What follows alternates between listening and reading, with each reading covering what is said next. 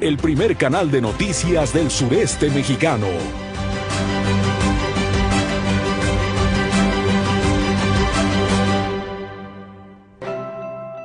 Luces TV. La mañana con Norma Madero y Rodrigo Tello. Noticias, reportajes y opinión para comenzar el día bien informado. Una cita con la verdad. Luces TV, el primer canal de noticias del sureste mexicano. Las empresas que ofrecen créditos por Internet o aplicaciones móviles cada vez crecen más, por lo que las autoridades financieras mexicanas publicaron una ley en marzo de 2018 y una regulación en septiembre para estas y otras firmas de tecnología financiera. ¿Cuáles serán las posibilidades y límites para las instituciones de fondeo colectivo? Así está la cosa.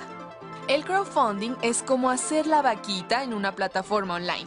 Reunir una lana entre varias personas para financiar proyectos de emprendedores y a cambio los inversionistas que aportan recursos obtienen un rendimiento o beneficio.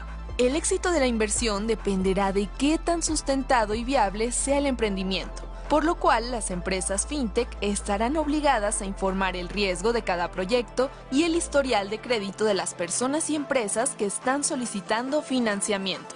Para evitar que haya cláusulas abusivas en los contratos y sea posible resolver inconformidades, la regulación establece revisiones periódicas por parte de las autoridades, así como procesos de conciliación entre inversionistas y acreditados.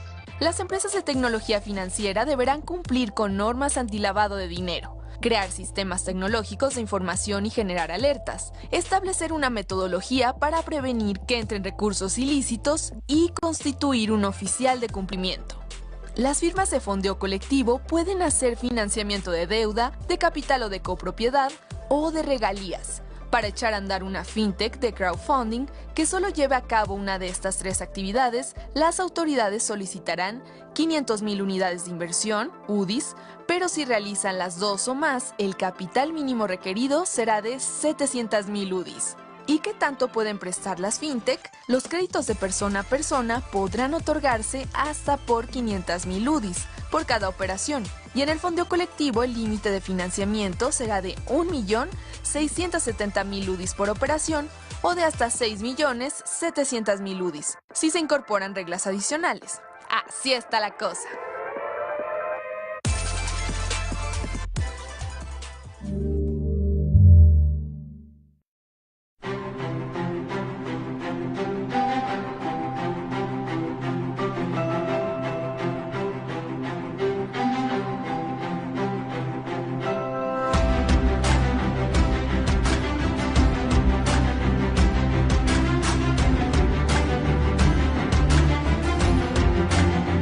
El primer canal de noticias del sureste mexicano.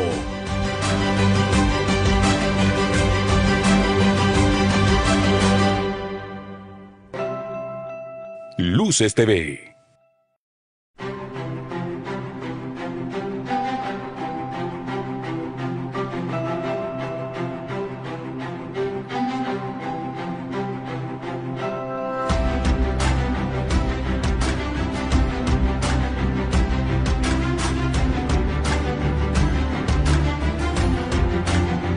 El primer canal de noticias del sureste mexicano.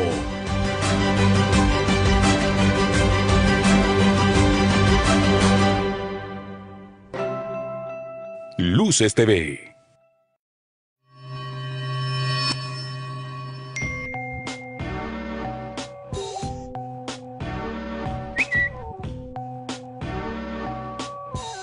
Luces TV.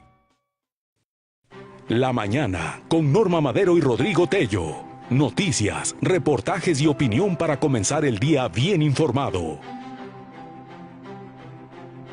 Una cita con la verdad. Luces TV, el primer canal de noticias del sureste mexicano. Luces al mediodía. Una pausa para encontrarse con la información más importante de la jornada. Luces al mediodía. Lunes a viernes a la 1 de la tarde. Luces TV, el primer canal de noticias del sureste mexicano.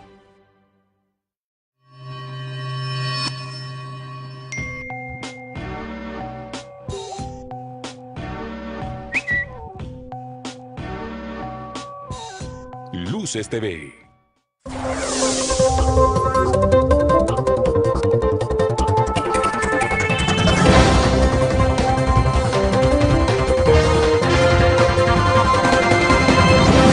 Agresión a mujeres al alza en Quintana Roo. Cada día son más las denuncias por violencia de género.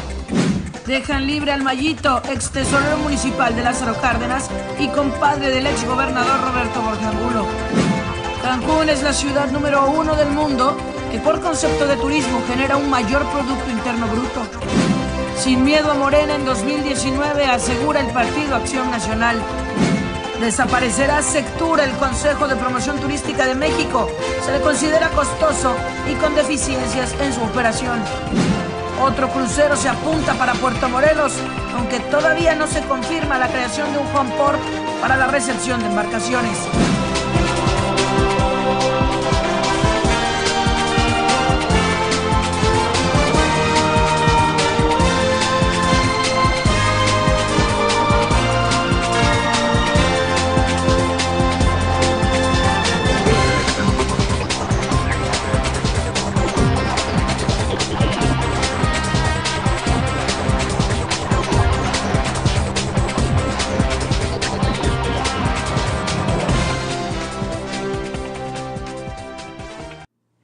¿Qué tal? Muy buenos días, bienvenidos a la mañana a través de Luces TV. Les saluda a su amiga Carla Romero. Un gusto poder estar con ustedes en esta mañana. A nombre de los titulares de este espacio informativo, Norma Madero y Rodrigo Tello, pues les doy la más cordial bienvenida al mundo de la información, lo más sobresaliente ocurrido en las últimas horas en Quintana Roo, México y el mundo. Y por supuesto queremos invitarlo para que a través de nuestra transmisión nos haga llegar dudas, comentarios, sugerencias. Siempre es importantísimo para nosotros nosotros poder retroalimentarnos de lo que usted quiere ver, de lo que usted quiere conocer, de lo que quiere también informarnos, porque esto es una retroalimentación. Así que bienvenidos, dudas, comentarios, sugerencias, siempre a través de nuestras redes sociales, en Twitter, en Facebook, en Instagram, en fin, en YouTube también hacemos nuestra transmisión todos los días a partir de las 7:30 de la mañana, tiempo de Quintana Roo, aunque ahorita, bueno, estamos en este horario de invierno, tenemos 1 hora de diferencia con el centro del país, 2 horas de diferencia con pues lo que es los estados de un poquito más arriba de la República Mexicana, pero aquí estamos ya más que puestos luego de un fin de semana bastante importante, bastante interesante, porque pues nuevamente se dio una consulta en donde pues tendríamos esa posibilidad de decidir si va o no va el Tren Maya. Pues nuevamente con muchos cuestionamientos respecto a la metodología y demás. También pues esta caravana migrante que llegó por fin a la frontera y ahí en el muro los estaban esperando, los recibieron con gases lacrimógenos y también con balas de goma, entre algunas otras noticias que también pues le vamos a compartir a lo largo de esta mañana. Quédese con nosotros para mantenerse bien informado. Y también le pedimos que nos ayude compartiendo nuestra transmisión en Facebook para que más gente se sume a nuestro espacio informativo. Recuerde, transmitimos desde Cancún para el resto del mundo. Vámonos con nuestro recorrido informativo a lo largo y ancho del país a través de los periódicos más importantes a nivel nacional. Iniciamos como siempre con el periódico Reforma, con quien Luces del Siglo, Periodismo Verdad, mantiene una alianza informativa. Y esta fotografía que llamó mucho la atención, del que se le daba cuenta en redes sociales, en los medios digitales, pues tenían ayer esta fotografía: pide ayuda al ejército. Andrés Manuel López Obrador dice, pidió ayer el apoyo de las Fuerzas Armadas para hacer frente a la inseguridad en el país. En una reunión inédita, pues nunca antes un presidente electo se había reunido con militares y marinos antes de asumir el cargo. El próximo mandatario se presentó ante 30,000 soldados y sus familiares, a quienes planteó la necesidad de crear la Guardia Nacional, buscando obviamente el que haya también el aval por parte de las Fuerzas Armadas a esta iniciativa que él trae en materia de seguridad. Hay que recordar que también Amnistía Internacional estaba solicitando que reconsiderara. Vengo a pedirles su apoyo, desde luego que sería una orden, pero no vengo a imponer nada, manifestó. Fíjense nada más cómo tira la piedra y esconde la mano. Dice, sería una orden, pero bueno, tampoco les vengo a imponer nada. Pues ¿en qué quedamos, sí o no? El tema es que, bueno, el presidente electo habló durante 50 minutos en los que hubo sonrisas de militares y marinos a quienes ofreció un incremento de sueldo y pensiones al doble cuando estén en situación de retiro, lo que también le redituó aplausos. Pues mire, está buscando el consenso, a final de cuentas, como él dice, pues sería una orden y háganle como quieran, van a tener que obedecer, ¿verdad? Las Fuerzas Armadas no están para poner nunca en tela de juicio una instrucción de parte del mandatario, pero pues obviamente este acercamiento deja clara la intención de buscar que tenga la aprobación por parte pues, de las mismas Fuerzas Armadas del país. Por otra parte, esto que le mencionaba, frena a Estados Unidos a migrantes, cierra garitas, trataron de cruzar en Tijuana. Los centroamericanos pues sí lograron burlar la vigilancia de la Policía Federal, pero fueron contenidos por los agentes estadounidenses. Ayer circulaba un video en donde se ve precisamente a un elemento, un policía de la Border Patrol, que pues les empieza a disparar en cuanto ellos, los centroamericanos, se acercan a este muro. En Baja California, de inmediato ahí está la imagen, de inmediato pues les dispara balas de goma y ya se imaginará usted, empezaron la corredera, ahora ahí nos vemos. Los estaban ya esperando, había también helicópteros patrullando la zona también desde el aire y bueno, pues los videos empezaron a correr de manera inmediata en las redes sociales con esto que estaba sucediendo allá y dice, destruyen valla, los detienen con balas de goma y gas lacrimógeno, así es como titula en Tijuana el periódico Reforma esta nota. Agentes federales y de la patrulla fronteriza estadounidense frenaron ayer a migrantes que intentaron entrar a los Estados Unidos mediante gases lacrimógenos y balas de goma. Las autoridades estadounidenses repelieron a los centroamericanos que saltaron el muro y destruyeron la malla metálica que divide a Tijuana de San Diego. Para contener a los cientos de inmigrantes, las autoridades de aduana y protección de fronteras de Estados Unidos ordenaron el cierre peatonal y vehicular en las garitas de San Isidro y el Chaparral durante 6 horas, una situación de la que, bueno, no hay precedentes en el cruce fronterizo. Ahí están las imágenes, todo colapsado, cerradas las garitas. Por la mañana, alrededor de 300 migrantes salieron del albergue de la Unidad Deportiva Benito Juárez en Tijuana para realizar una marcha en dirección al puente El Chaparral que desemboca en la garita del mismo nombre. Y pues, sin embargo, ahí fueron contenidos por agentes federales que portaban equipo antimotines y a quienes aseguraron que pretendían manifestarse pacíficamente en la garita del Chaparral. En estos videos que nosotros estamos presentando, de verdad, se logra percibir, muchos de ellos fueron grabados, por supuesto, por medios de comunicación, pero también por la misma gente que estaba en esta caravana y los subían, en donde se escuchaba, protejan a los niños, que de verdad, qué infierno, qué insensatez con los gases lacrimógenos, exponer a los niños. Hay muchos niños en esta caravana, bebés de brazos, que bueno, pues estaban a expensas. Mira, ahí está el policía de la Border Patrol que simple y sencillamente dice, aquí no llegan, y los repelieron pues con las balas de goma, que pues sí duelen, ¿eh? O sea, imagínese usted ahí, no son como que nada más para asustar. A final de cuentas, si hubiesen insistido en cruzar, pues las cosas creo yo sí hubieran salido de control. Afortunadamente, bueno, pues se retiraron, se alejaron. Mientras son peras o son manzanas, pues balas de goma o no, pues sí, se retiraron, se alejaron del lugar. Eso es parte de lo que sucedía ayer y ahora habrá que esperar si lo van a seguir intentando, si lo harían por la noche o no, no lo sabemos, pero bueno, pues es parte de lo que sucedía este domingo. Por otra parte, también en Reforma, hoy alerta en el Aeropuerto Internacional de la Ciudad de México. Un avión de Volaris procedente de San Antonio, Texas, estuvo más de 4 horas en la zona de resguardo del aeropuerto capitalino por un paquete sospechoso en el baño de la aeronave, y pues ahí tuvieron a esta aeronave, este avión detenido por más de 4 horas. También variopintos en cultura, las alcaldías de la Ciudad de México tienen perfiles desiguales entre sus titulares de cultura y estructuras asimétricas, parte de la información que se genera ya en la Ciudad de México. Tiran comida y dañan al ambiente cada año. Los alimentos que se desperdician en México generan emisiones de gases similares a las del parque vehicular de la Ciudad de México, Estado de México, Jalisco y Nuevo León. Pues sí, de las ciudades más grandes, las más industrializadas del país.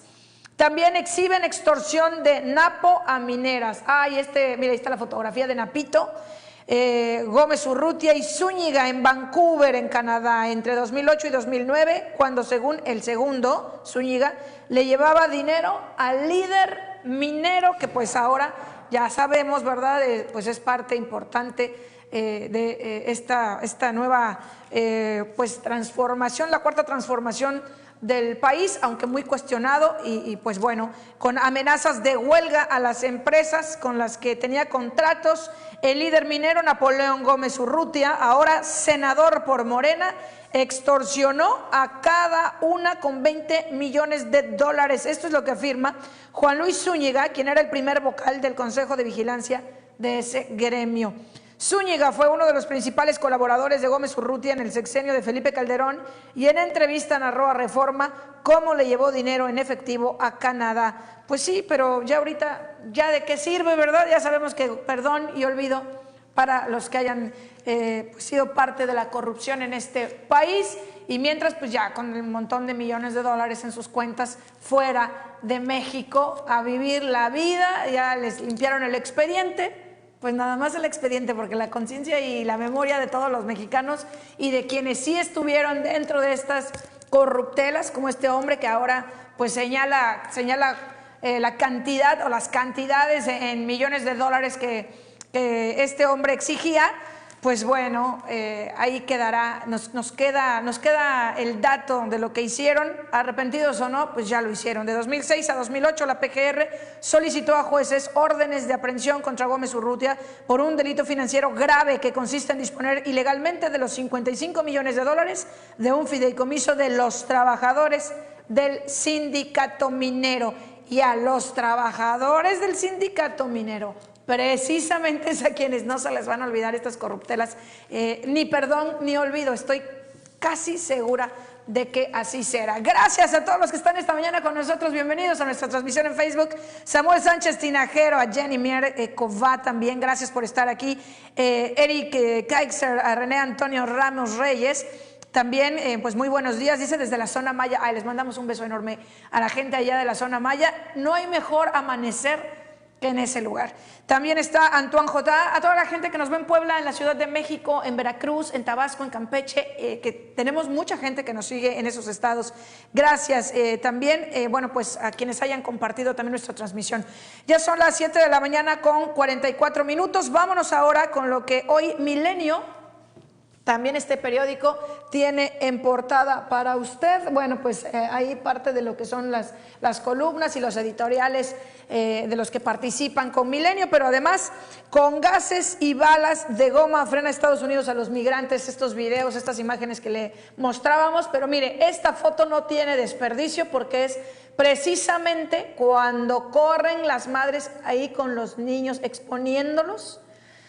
Tras casi 3 horas sin lograr su objetivo, bueno, pues se replegaron y se regresaron a los albergues en Tijuana. Quienes dijeron que nos íbamos a quedar con todos los hondureños en México, pues no andan tan perdidos. Yo dudo mucho que logre pasar esta caravana a los Estados Unidos, pero miren nada más las condiciones en las que están los pequeños, los que están pues sufriendo las consecuencias de lo que ahí está sucediendo.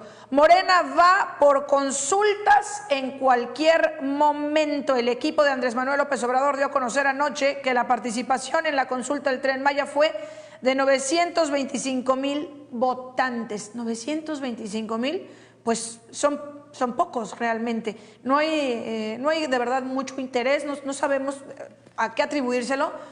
Pero, pues bueno, de que el Tren Maya pues va, sabemos que va, porque imagínense, esta cantidad no sería como muy representativa de la cantidad de población en nuestro país, si consideramos que pues todos tendríamos esa posibilidad de pues decir si lo queremos o no lo queremos. Había muchos comentarios en donde decían yo quería ir a votar, pero en realidad no lo hice porque dije voy a votar sin conocimiento de causa, no sé cuáles son los pros y los contras. A lo mejor los pros sí los hemos tenido más claros, de lo que podríamos, los beneficios que podrían traerle a nuestro país en materia turística, pero los contras en materia ambiental, si los pueblos que están alrededor están de acuerdo o no, también, bueno, pues que pasa por zonas muy vulnerables respecto a biodiversidad y y respecto también a que, bueno, pues hay vestigios de la cultura maya, en fin, pero bueno, pues esa es la cifra que dan a conocer por parte del equipo de Andrés Manuel López Obrador, 925,000 votantes. Habría que ver qué tan representativo es.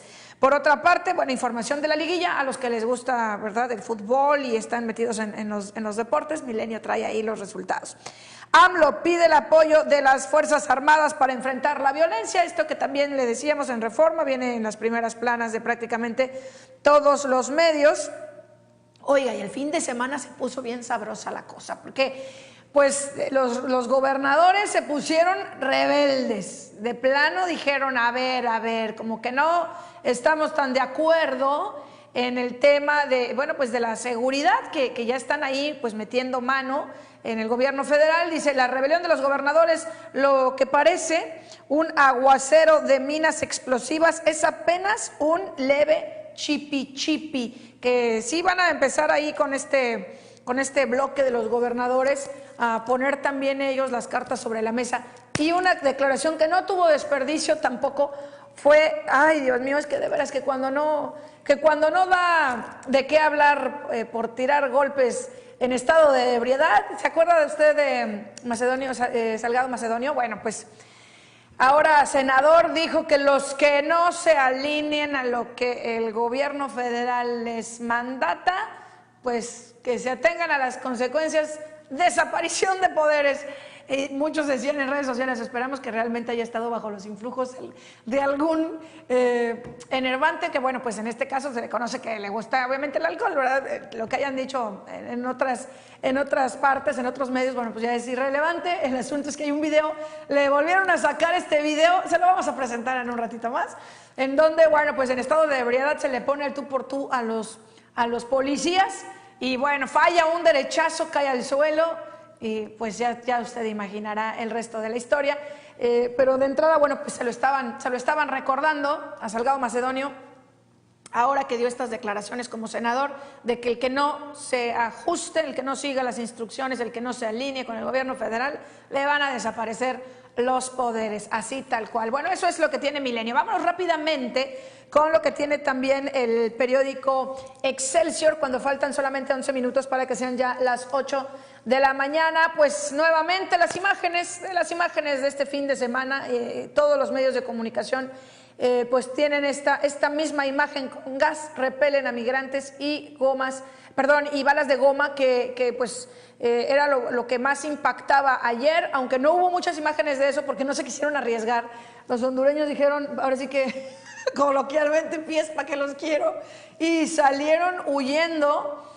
A mí, ¿sabe qué? Me da un poco de tristeza los comentarios tan lamentables que a veces hay en redes sociales, porque de tener primero mucha empatía con los mexicanos, cuando este movimiento inició y cuando recién ingresaron a nuestro país, no sé si usted lo recuerda, pero hubo una situación ahí bien interesante, porque todos de alguna manera nos solidarizábamos con ellos y decíamos, pues tienen también derecho a soñar una vida mejor, tienen derecho a buscar mejores oportunidades para sus familias, para sus hijos, y pues no es fácil lo que están enfrentando, lo que están viviendo, no cualquiera hace esto. Después se fue pues cambiando un poco la percepción.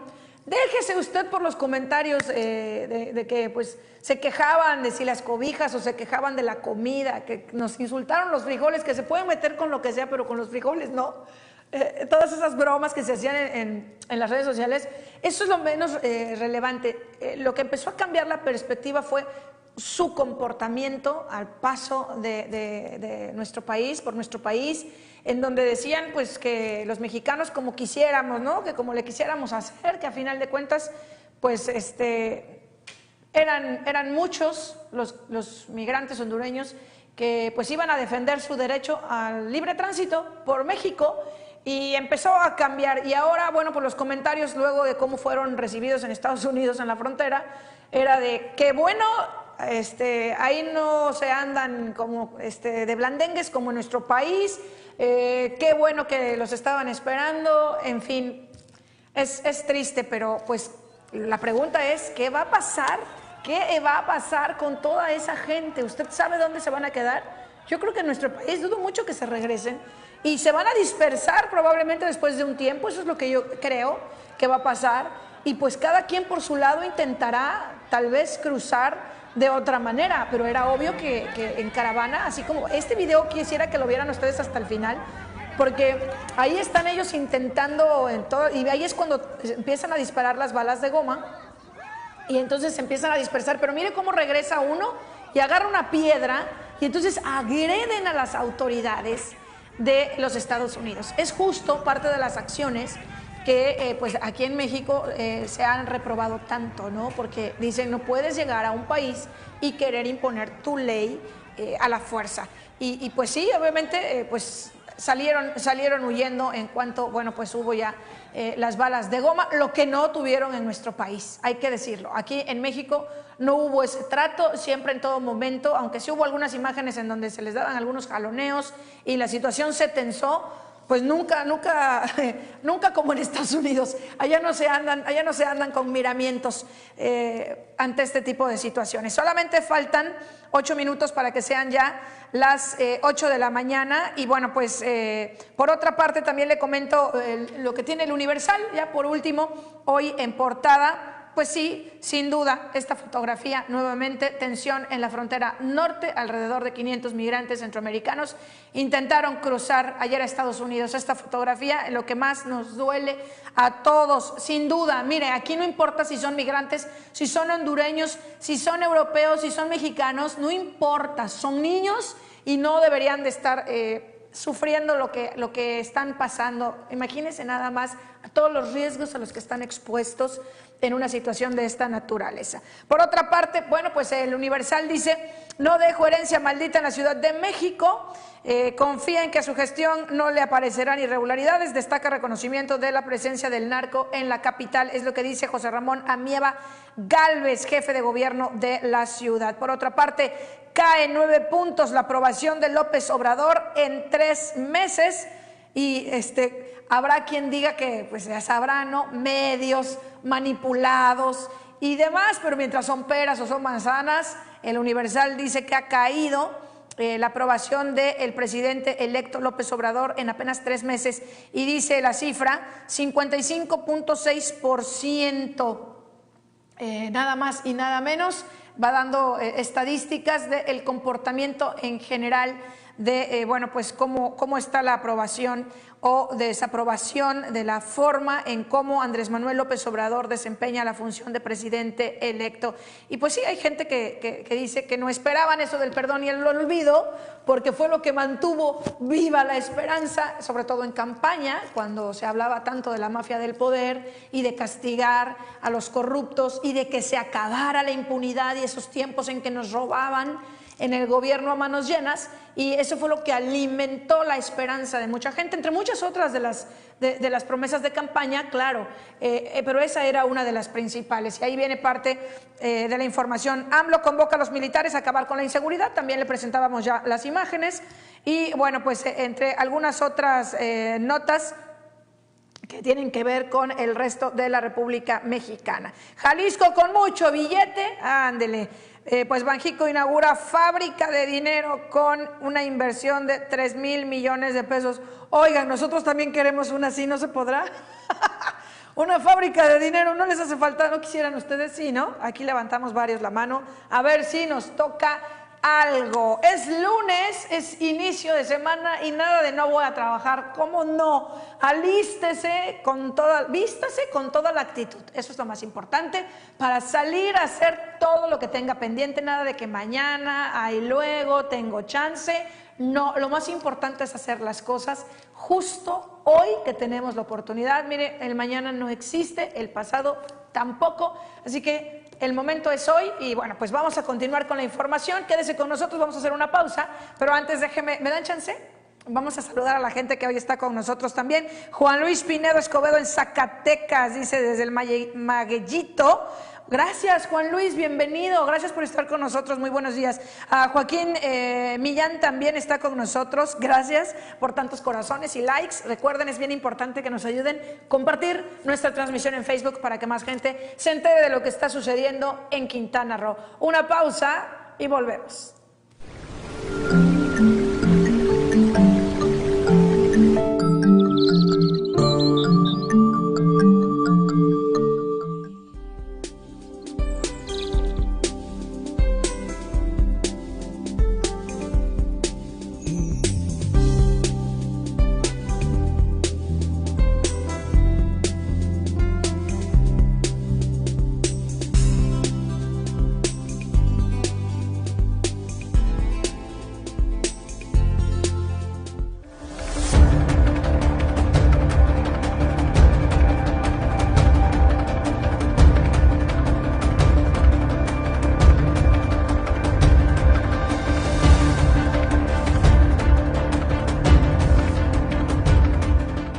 Luces al mediodía. Una pausa para encontrarse con la información más importante de la jornada. Luces al mediodía. Lunes a viernes a la 1 de la tarde. Luces TV. El primer canal de noticias del sureste mexicano.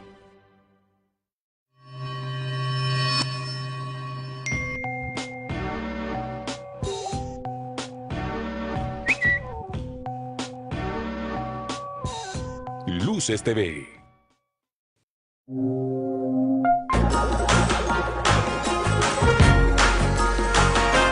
Hoy, en Entre Muros, interiorismo en espacios reducidos. La orientación del lugar, la distribución de las habitaciones y la cantidad de luz son las principales características que se deben tomar en cuenta para vestir una casa o departamento pequeño. Germán Velasco, fundador y director de Germán Velasco Arquitectos, comparte los consejos para que estos espacios no solo sean funcionales, sino que además den la apariencia de ser más grandes y muestren un diseño con mayor confort y amplitud. Mira, cuando son espacios reducidos, creo que lo mejor es poner muebles que vayan de acuerdo al tamaño. A la gente generalmente se va como por muebles muy grandes y pues eso no ayuda porque el espacio se ve mucho más chico. Como puedes ver ahorita donde estamos, la parte de la sala, en comparación al comedor, es mucho más pequeño. Y el tapete que se tiene es un poquito más grande, eso hace que también jalemos el espacio y lo integremos hacia el comedor. El tamaño de las ventanas es importante, pues conforme la entrada de luz natural, se puede decidir el acomodo del espacio. Para vestirlas, se recomienda el uso de cortinas de piso a techo para así crear la ilusión de tener mayor altura en el lugar. Pues se tiene que hacer, yo creo que una combinación de cierto modo que no se vea tan cargado, pero que sí se vea acogedor. Y a mí me gusta meter texturas en los muebles, ¿no? Para que no se vea plano. Me gusta también meter color, si no resulta muy aburrido y muy plano el espacio, ¿no? Y creo que así se ven ciertos acentos. De acuerdo con el arquitecto e interiorista, la luz técnica es imprescindible, no solo para tener una atmósfera cálida, sino para realzar las texturas de muros y muebles. Para darle mayor profundidad al hogar, se pueden utilizar lámparas de pie, de mesa, de muro o candiles. Pues se tienen que ver ciertos elementos que acaban de componer los acentos, como el arte, como los accesorios. No nada más es importante fijarse en la parte del tamaño, sino también en la calidez. Entonces no tener miedo y poder jugar con los colores. Creo que el color es muy importante. No tiene que ser en los muros, puede ser en los muebles. Creo que eso va a dar un poco más de vida al espacio y te va a hacer como que más ameno el que tú estés ahí, no quieras salir de tu hogar. Finalmente, mientras que los espejos en muros le dan mayor amplitud a los espacios, por ejemplo, en el baño, los electrodomésticos pueden realzar y completar el diseño de la cocina. No olviden seguirnos en @refentremuros. Hasta la próxima.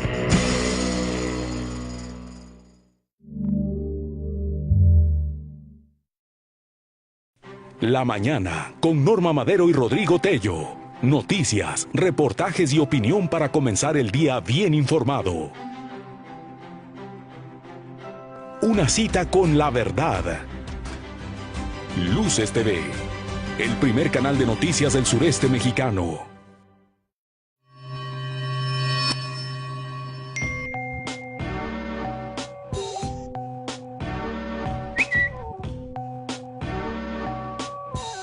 Luces TV. Luces al mediodía.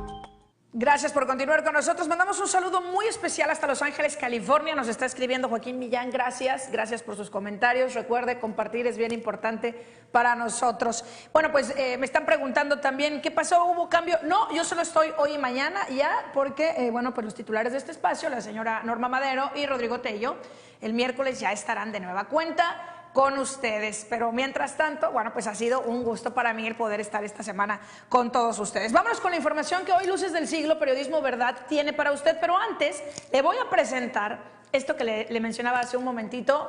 Hay quien no lo cree, sí lo dijo. Lo que pasa es que como fue fin de semana, a veces lo que sucede ya por ahí el día viernes o el sábado, como que se pierde, se difumina dentro de, bueno, pues la importancia que se le da en los medios de comunicación a veces a ciertas situaciones. Pero esto que pasó, sobre todo en redes sociales, con Salgado Macedonio, el senador, es importantísimo porque no pueden hacer este tipo de declaraciones a la ligera. Había muchos que criticaban pues las declaraciones que hizo, en donde decían que tenía que conectar primero el cerebro con la lengua. Eso lo tenemos que hacer todos porque a todos se nos barre, pero sí una declaración de esta naturaleza por parte de un representante de un poder tan importante, o sea, la Cámara de Senadores, imagínense nada más, y luego pues pareciera una amenaza a los gobernadores que de alguna manera pues están manifestando también, y tienen el derecho de hacerlo, de, bueno, pues sus dudas con respecto a la forma en cómo se les están planteando desde la Federación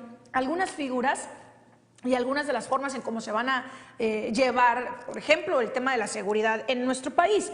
Bueno, esto es lo que el senador dijo luego de que, bueno, pues el gobernador de Jalisco también se manifestara y diciendo que pues tampoco iban a estar como que de rodillas, ¿verdad?, esperando a ver pues que les dieran órdenes, sino que esto era pues parte de un trabajo que se tiene que hacer, la Federación por su lado y los estados por el suyo. Tienen obviamente la autonomía que la Constitución les da, y esto es lo que les contesta el señor Salgado Macedonio.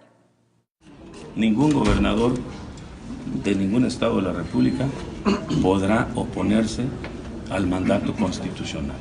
Todo esto está por ley. Aquel gobernador que no se ajuste al lineamiento constitucional, desde aquí se puede dictar la desaparición de poderes. Nunca en la historia política se ha dado la desaparición de poderes en un estado donde hay mucha violencia, mucha corrupción. Entonces vamos a estar muy atentos a la actuación de todos los gobernadores.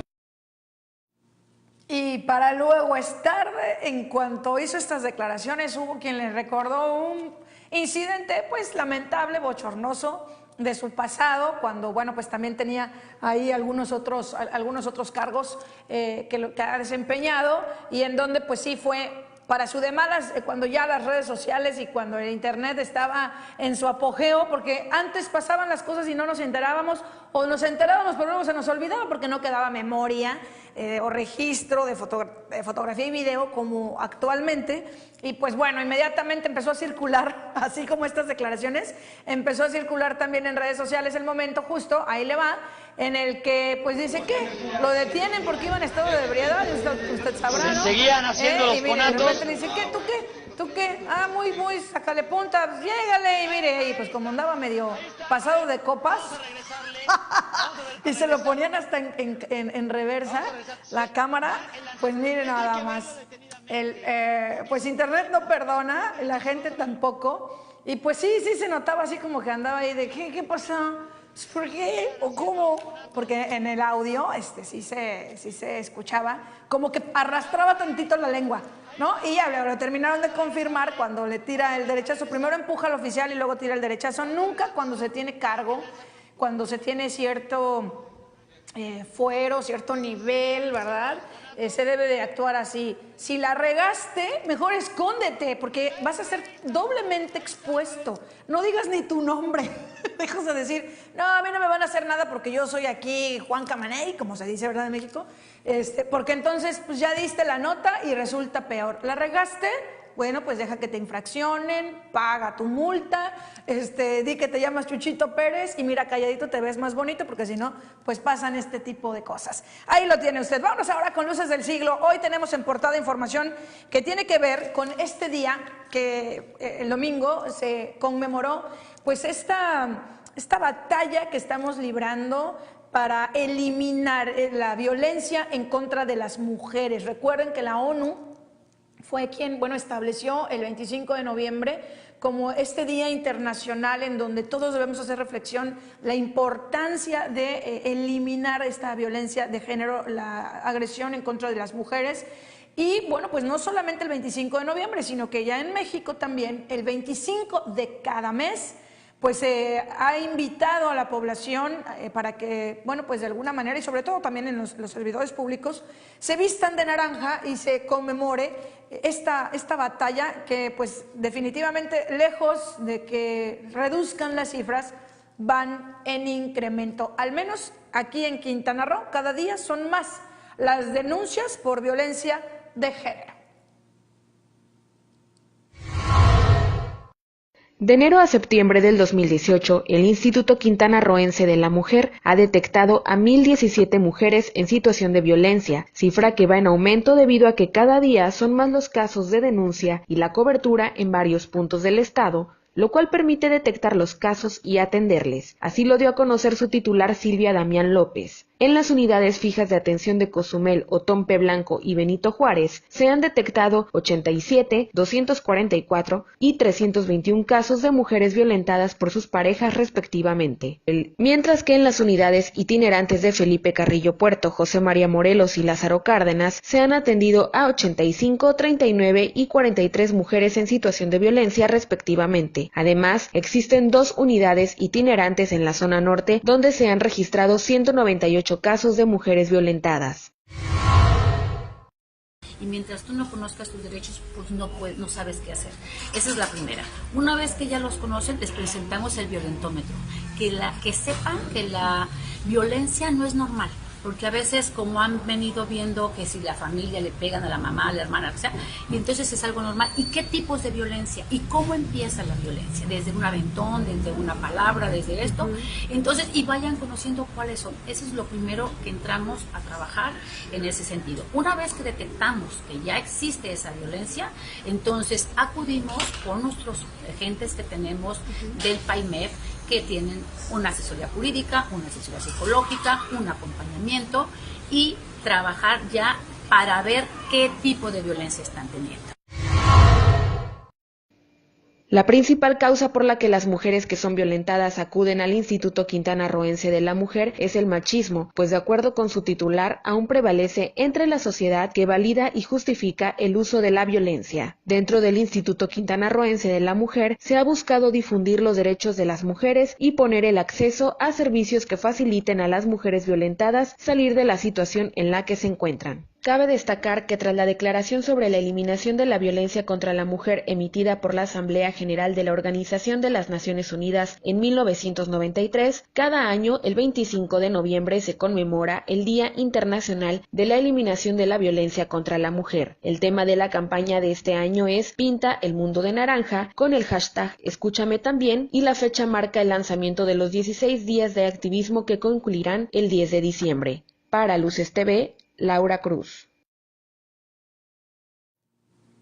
Precisamente de este tema, en unos momentos más le vamos a presentar una entrevista, para conocer a detalle, no solo las cifras, sino lo más importante, recuerda usted, son los factores que influyen en que este fenómeno se dé y en donde las mujeres tenemos que estar mucho más informadas, tenemos que denunciar. Es lamentable escuchar muchas mujeres, a muchas personas decir, es que si lo denuncio y lo meten a la cárcel, después ¿cómo mantengo a mi familia? Lamentablemente, sobre todo en nuestro país, en México, es algo que se da mucho, que la mujer no sabe cómo podría salir adelante sola, cómo sacar a sus hijos adelante sola, porque son amas de casa y simple y sencillamente aguantan porque no les queda de otra. Hay algunas que incluso sí están dentro como de su parámetro cultural, el que dicen, es que yo lo hice enojar y justifican muchas veces a su pareja cuando son agredidas. Entre muchas otras cosas, son muchos los factores,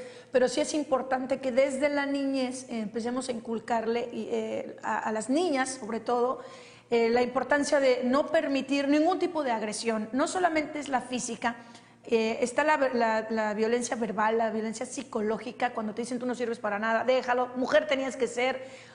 nada menos cuando vamos manejando, ¿verdad? A veces dice, ay, tenía que ser mujer, porque de repente alguien se equivoca. Ese tipo de cosas se van quedando en el subconsciente de las niñas y bueno, pues cuando crecen y sufren este tipo de violencia del marido, del novio, incluso hasta de los compañeros de trabajo y demás, pues se les hace algo casi normal. Gracias a los que hoy nos están saludando, a Oscar Delgado, Israel Ortiz, también a Tani Irigoyen, a Arturo B. Leiva, Rodrigo López Salas, a Yabra, a Le Barquet, gracias, muy buen día. Benjamín Aguilera, está también Cabrón, así está en Facebook, Cabrón, así está. Muchas gracias.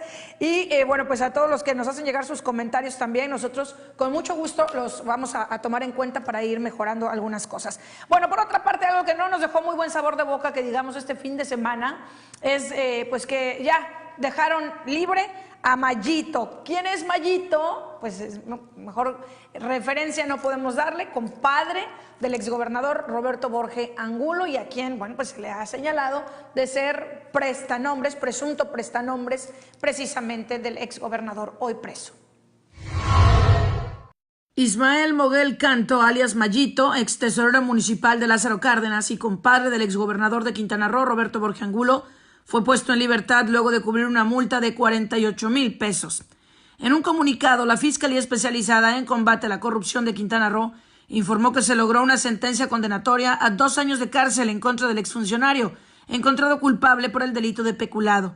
Sin embargo, con el pago por la conmutación de la pena por 48,133 pesos y la devolución del dinero tomado del erario municipal, fue dejado en libertad. El juez decretó la reparación del daño por un monto de 2,270,000 pesos, lo cual, junto con la fianza, fue aceptado por la síndico del ayuntamiento, María Elena Ruiz Molina, y el director jurídico de Lázaro Cárdenas, Alfonso Balam Herrera, quienes dieron por reparado el daño ocasionado. Ismael Moguel Canto fue detenido en un operativo el pasado 12 de septiembre en Cantunilquín por elementos de la Fiscalía Anticorrupción, acusado de peculado. La Fiscalía del Estado presumió su detención a través de un comunicado como resultado de una labor ardua de inteligencia.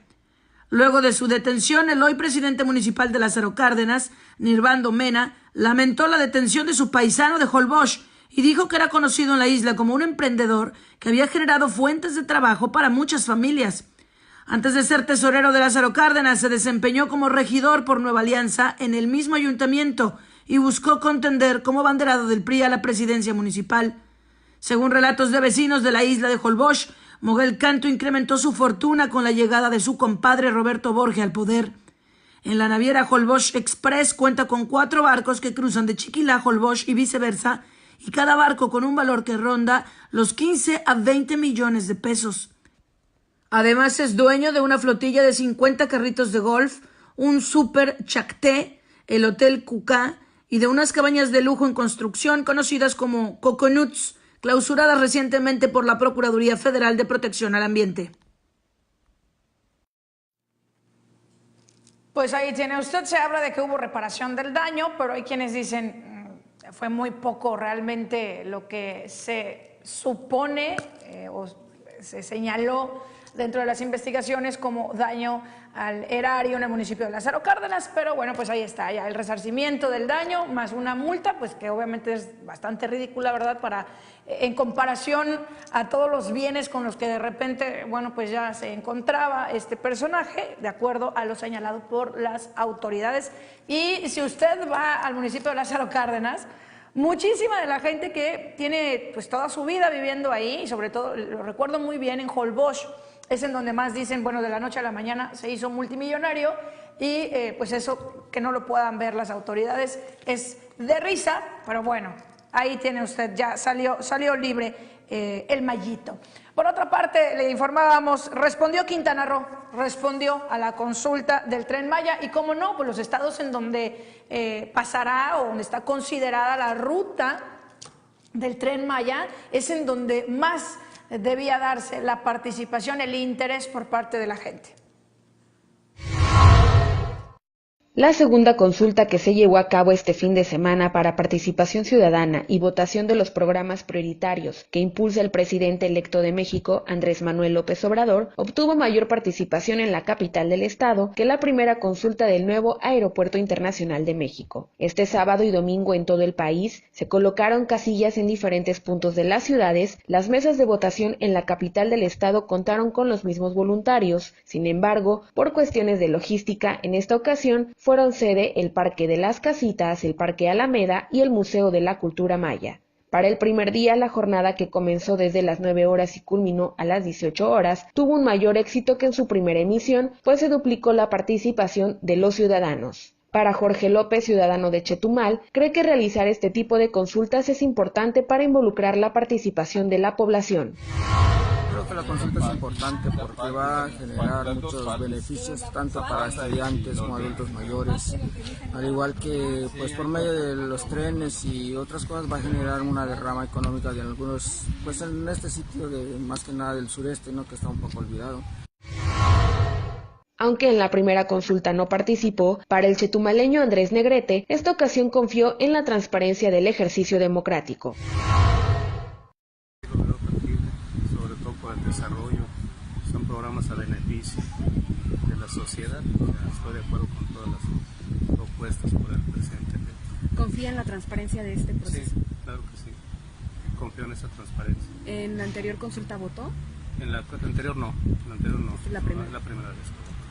Perfecto. Muchas gracias. Por su parte, la señora Sara Guadalupe ve con buenos ojos que en un futuro se continúen realizando consultas. Sí, me parece bien que tomen la opinión de cada uno. Oiga, ¿usted participó en la consulta anterior o es la primera vez? Sí, participé en la consulta.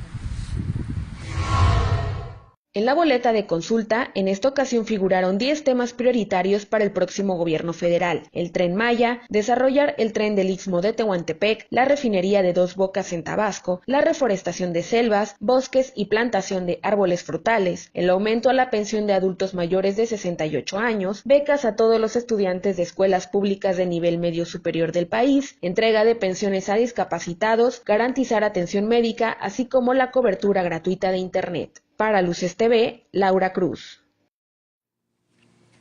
Pues ahí tiene usted más la información que a nivel nacional se daba a conocer por parte del grupo de Morena, que decían que 925,000 personas fueron las que participaron en esta consulta yendo a votar. Habrá que esperar el resultado, aunque pues bueno, se dice el Tren Maya va porque va. De todas maneras pues se hizo la consulta y ya habrá que esperar cuál es el resultado oficial. Bueno, pues importante Cancún. Si a alguien le quedaba duda, hay que escuchar nada más las cifras, lo que genera y lo que representa sobre todo. Cancún es nada más y nada menos que la mejor ciudad en el mundo respecto a la generación del Producto Interno Bruto de turismo. La ciudad número 1 en el mundo. Cancún es la primera ciudad del mundo que por su actividad turística genera un mayor Producto Interno Bruto, de acuerdo a un estudio realizado por el Consejo Mundial de Viajes y Turismo. El análisis realizado a las 72 principales metrópolis que aglutinan 45% del PIB de la actividad turística, Cancún sumó 49.6% en generación de riqueza y 37.7% de empleos generados en 2017. Las ciudades de Marrakech, Marruecos y Macao, China, se encuentran en la lista con 30.2 y 29.3% respectivamente debajo de Cancún. El estudio establece que los empleos relacionados por el turismo en Cancún fue de 148.300 en 2017. En Quintana Roo se trabaja para que la economía interna se consolide como uno de los 5 más importantes del país, para llevar al estado a ser potencia turística regional. El gobernador Carlos Joaquín ha reorientado las políticas públicas para atender y brindar servicios a una población creciente a un ritmo de 30% al año, mediante el impulso al turismo para que contribuya a disminuir la desigualdad con nuevas inversiones y empleos bien pagados. Hemos tenido logros en Quintana Roo como este posicionamiento a nivel mundial, pero todavía insuficientes y vamos por más para que el turismo genere más beneficios para las personas, expresó el mandatario. Según el WTTC, Cancún es la ciudad turística más importante y, pese a que su actividad está enfocada al sector de la diversión principalmente, también cuenta con servicios de negocios en un porcentaje significativo. Cancún contribuye con el 7.1% del Producto Interno Bruto turístico de México y comparada con las 72 ciudades del estudio, medio centenar hace una mayor contribución directa al total de viajes y turismo. En comparación con su promedio nacional, en 2017, Cancún y Orlando tuvieron las contribuciones más altas. Ahí tiene usted la importancia nada más y nada menos de Cancún. Es un importantísimo polo turístico, debemos cuidarlo. Nosotros también como ciudadanos tenemos mucho trabajo que hacer, debemos tener mucho cuidado con la información que compartimos en redes. No se trata de ocultar información para nada. Nosotros como medio de comunicación no podríamos nunca estar a favor de eso.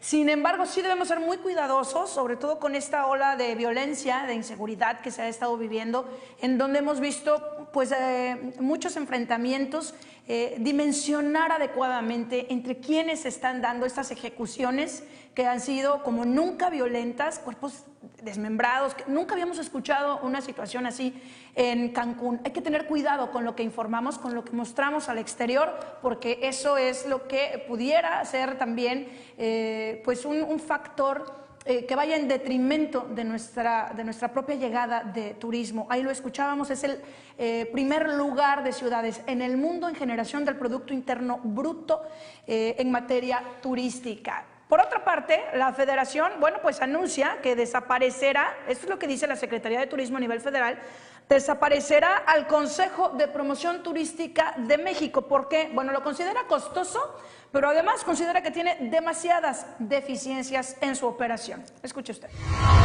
El próximo gobierno federal desaparecerá el Consejo de Promoción Turística de México por considerarlo costoso e ineficiente, según informó el presidente de la Comisión de Turismo en la Cámara de Diputados, Luis Alegre Salazar. El legislador indicó que la función será asumida por la Secretaría de Turismo Sectur con recursos del ramo 21, una vez que tome posesión del cargo Miguel Torruco. Estamos trabajando con Miguel Torruco Márquez y Humberto Hernández Haddad, futuro secretario y subsecretario de la Sectur, para asegurarnos de que por medio del ramo 21, que es el que corresponde al sector turístico, se disponga del presupuesto necesario para la promoción de los polos turísticos, apuntó. Aseveró que dicho consejo tiene deficiencias en su operación y oficinas de representación internacional muy caras. La noticia se da meses después de que se anunciara la utilización del impuesto de no residencia que se cobra a los extranjeros para iniciar los trabajos del Tren Maya. El impuesto por derecho de no residente tiene una recaudación de aproximadamente 7,000 millones de pesos que sirven para cubrir 3 rubros: 10% para pagar el crédito en Fonatur, 20% para el Instituto Nacional de Migración y 70% para promoción turística. Actualmente el Consejo de Promoción Turística de México enfrenta señalamientos de la Auditoría Superior de la Federación por la presunta opacidad en el uso de más de 4,000 millones de pesos, de acuerdo con el segundo informe parcial de la Cuenta Pública 2017. Asimismo, indicó que el Consejo de Promoción Turística careció de un estudio que detalle las necesidades y retos del Consejo para el logro de sus objetivos y no desarrolló una programación específica para fomentar el turismo nacional.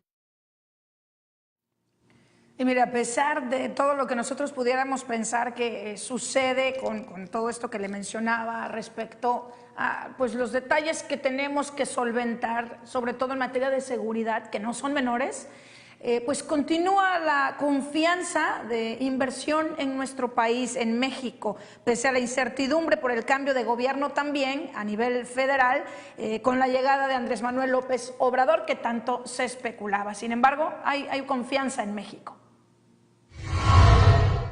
A pesar de las alertas de viaje que emite Estados Unidos y la incertidumbre que genera el cambio de gobierno, empresarios de la industria hotelera apuestan por el negocio en el país. México, por la capacidad hotelera y turística que tiene, todos los años crece. A pesar de que hay alertas, continúa habiendo negocio en México. Nosotros como empresa estamos por muchos años, no por uno, aseguró Alejandro Moreno, CEO de América Latina de la firma hotelera Wyndham. Aseguró que próximamente abrirán un hotel en la colonia Condesa, Ciudad de México, que corresponde a su marca de lujo, de los cuales tienen 40 en el mundo. Además, en 2019 estarán aumentando su capacidad hotelera en el país, ya que actualmente tienen presencia en 14 estados y entrarán a otras ciudades como Irapuato, Saltillo, Chihuahua, León, Mazatlán y Puebla. Por su parte, Máximo Baldo, director regional de México y Cuba de NH Hoteles, comentó que tienen planes para abrir un hotel en la ciudad de Mérida el próximo año y otros más en Cancún, Monterrey y Ciudad de México en 2020. Actualmente tienen 16 hoteles en el país, pero el objetivo es llegar a 30 hoteles para 2021. Añadió que aún con el factor de inseguridad, la firma mantiene sus planes de inversión. Valdo dijo que el turismo cultural y de salud tiene gran potencial en el país, por lo que ciudades como Puebla, Guadalajara y Monterrey tienen especial atractivo para los extranjeros. NH Hoteles tiene un plan de negocio que consiste en firmar contratos de arrendamientos de inmuebles para establecer los hoteles y se encarga de la operación del negocio. Muestra de la confianza del sector es la constante inversión en nuevas aperturas y remodelaciones planeadas para Quintana Roo, desde Cancún hasta Riviera Maya, espacio en el que se prevé la construcción de hasta 30,000 nuevos cuartos hoteleros en los próximos 5 años. Y mire, a pesar de que todavía no está confirmada la creación de un home port en el municipio de Puerto Morelos, pues se apunta otro crucero precisamente para esta zona, para cubrir, ofrece ya el servicio a este municipio. Mientras no se hace oficial la creación de un home port para Puerto Morelos, ya hay otro crucero que ofrece un itinerario que incluye a este municipio quintanarroense. Hace unos días, Luces del Siglo publicó que la naviera francesa Ponant tiene en su repertorio 4 opciones de crucero para Puerto Morelos el próximo año, y ahora es la compañía Victory Cruise Lines la que incluye a este poblado cercano a Cancún como parte del itinerario para el Yucatán Cruise and Land Safari, programado para zarpar de Miami, Florida. El crucero y el safari por tierra ofrece una diversidad sin precedentes de sitios naturales, culturales e históricos, conocer el extraordinario legado de la civilización maya en ciudades como Tulum, Mayapán y Chichén Itzá, y la mezcla de culturas actuales con el legado colonial de España en las ciudades más hermosas e históricas de Yucatán, Mérida, Valladolid, Izamal y Campeche. De acuerdo al sitio web de la empresa, hay una tarifa especial para este crucero con un costo de $1,500 por persona si la reservación se hace antes del 15 de diciembre de 2018. Puerto Morelos es un puerto popular para cruceros de barcos pequeños y punto de entrada conveniente para viajar a Quintana Roo y los destinos de la Riviera Maya, en contraste con el bullicioso turismo en Cancún y Cozumel. Puerto Morelos sigue siendo un tranquilo pueblo de pescadores, poblado por suaves viajeros internacionales que esperan evitar las multitudes de la Riviera Maya. Es la descripción que hace la naviera. También resalta que Puerto Morelos fue un importante centro de exportación de chicle, particularmente en respuesta a la demanda de Estados Unidos, que hoy en día ofrece bonitas playas, estanques de garzas e ibises. Su arrecife de coral es uno de los entornos más ricos de la región, apunta. Asimismo, señala que los invitados de Victoria atracarán en Puerto Morelos, cuyas modernas instalaciones portuarias se complementaron recientemente para dar cabida a los pasajeros de cruceros.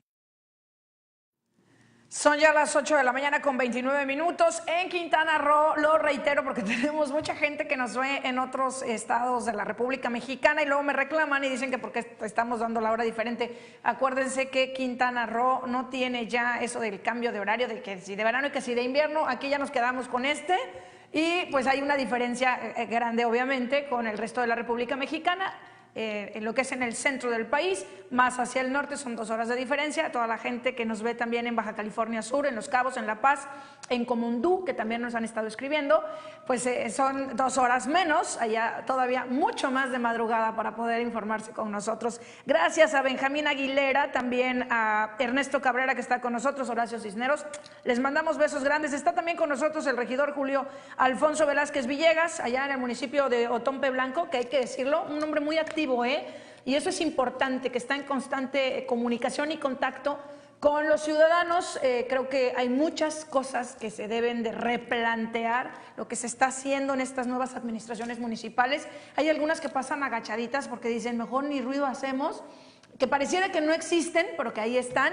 Hay otros que están trabajando duro, como el municipio de Tulum. En fin, de todo un poco como en Botica, ¿verdad, compañeros? Hay de todo. Así que, bueno, pues gracias a todos los que hoy están con nosotros informándose. Vamos a hacer una pausa y enseguida estamos de regreso. Tenemos más noticias para usted, pero tenemos también una entrevista con motivo de este día, esta conmemoración para la eliminación de la violencia contra las mujeres, que hoy por hoy sigue vigente, no solo en Quintana Roo, en todo el país.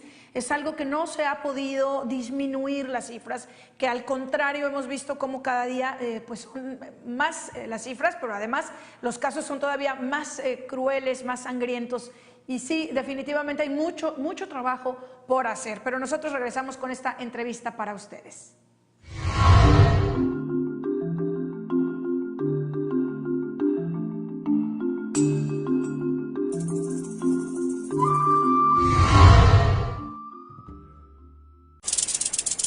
Nido de víboras.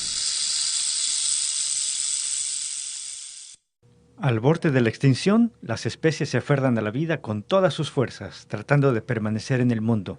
Aunque hay de especies a especies. Por ejemplo, existe una cierta clase de vertebrado que, si bien ya ha sido sentenciada a desaparecer, todavía insiste en subsistir, al menos como especie endémica. Se trata del pez, partido encuentro social, un tipo de organismo que vive de succionar el dinero público para esparcir sus ideas de un mundo libre de pecado en el que solo existen matrimonios entre hombres y mujeres. Con pocos años de existencia, el pez, cuyo nombre científico es Conservadurus persignatus, trató de aprovechar el miedo al cambio y a los procesos evolutivos para tratar de devolver el mundo a tiempos teóricamente más felices, en los que la obediencia a un poder supremo aliviaba a las personas de sus preocupaciones terrenales. Algo así como lo que quiso hacer Loki con los terrícolas antes de que llegaran los Vengadores a ponerlo en su lugar. Solo que algo falló en su plan de comercialización, porque la gente no compró el producto en las urnas y por eso el partido fue sentenciado a exterminio. El asunto ahora es qué va a pasar con los bienes muy terrenales del partido liderado por el pastor Gregorín Sánchez, quien ya se hacía incluso como presidente del DIF municipal en Benito Juárez, si no fuera porque Niurka Sáliva perdió la carrera por el ayuntamiento con Mara Lezama. Pero como decía al principio, el fin no es inminente, porque si algo tiene la ley es que suele ofrecer opciones de salvación a los desahuciados. En este caso, el PES podría sobrevivir como partido local y tratar de afianzarse en el Estado con lo que tiene, a la espera de mejores tiempos.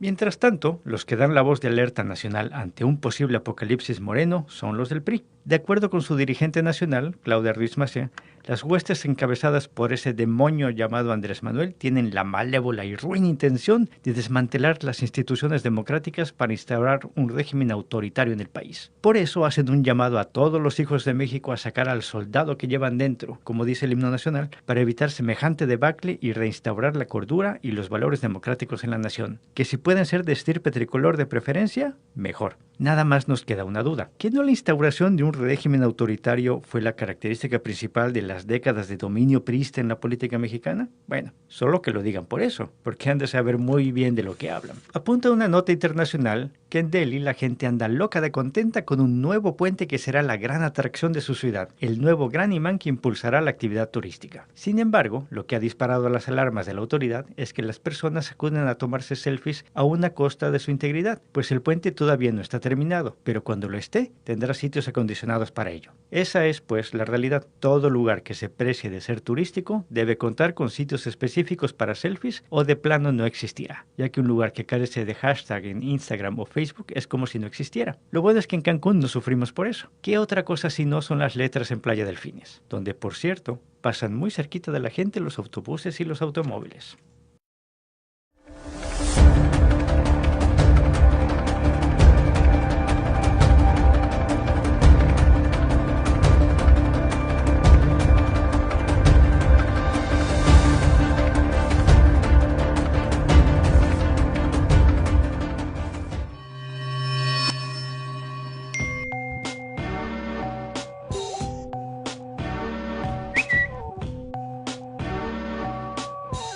Luces TV.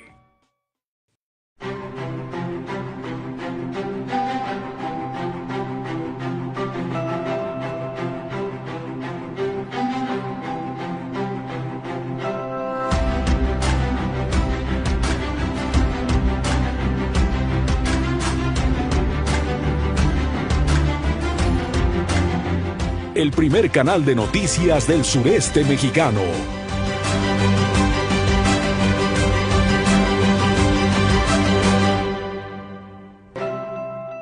Luces TV.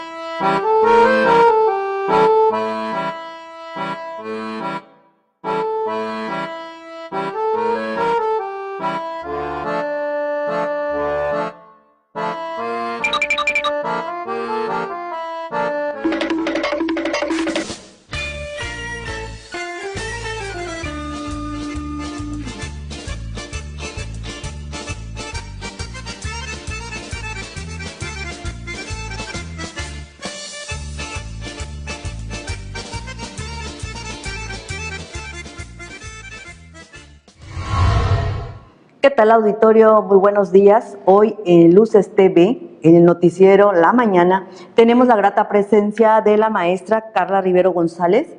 Ella es la comisionada ejecutiva de atención a víctimas del estado de Quintana Roo. Maestra, buenos días. Buenos días, muchas gracias por la invitación. Buenos días a todo tu auditorio. Bueno, maestra Carla, ¿me permite llamarla Carla? Con toda confianza. El día de ayer fue un día especial. Fue el Día Internacional de la Lucha de la No Violencia contra las Mujeres. Sabemos que la maestra Carla tiene en sus manos una institución importante, no solamente para quien ha sido víctima de algún delito de violaciones a derechos humanos, sino en un contexto, aterrizándolo al tema del día de ayer, a la violencia en contra de las mujeres.